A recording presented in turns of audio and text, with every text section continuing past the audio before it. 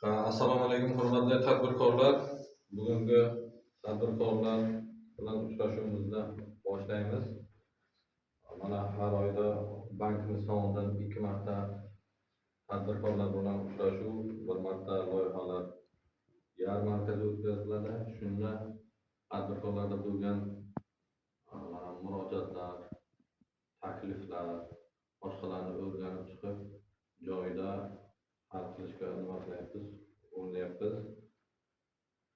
Shu uchun kimda savol yo nimasi bo'lsa bemalol aytish mumkin. Marhamat, boshlashingiz mumkin.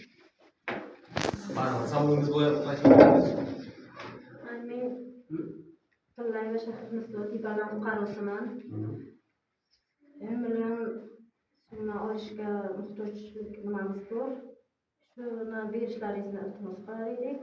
Oilaviy tadbirkorlik dasturi bo'yicha olyapsizlar, Shu oilaviy. Nima yo'nalishda, nima tadbirkorlik faoliyatini boshlayapsiz? Shu mayda qaramoqchi. Mayda shoxli mol. Mayda shoxli mol bo'yicha olmoqchiman endi. Molga sharoit bor-a uyingizda? Sharoit bor. Ko'rsanlar ham bo'ladi deyman. Tushunarli. Hozir telefonlaringizni o'zib olaman, hokimlik yordamchisi bilan gaplashamiz.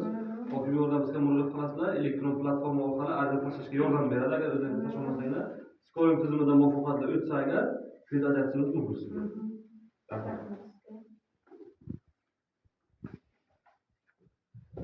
Kimda savol bo'laman? Adil va omonat bo'yicha so'ramoqchi edingiz.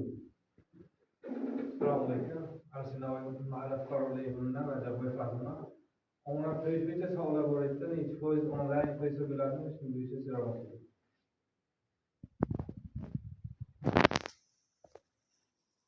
Onlayn.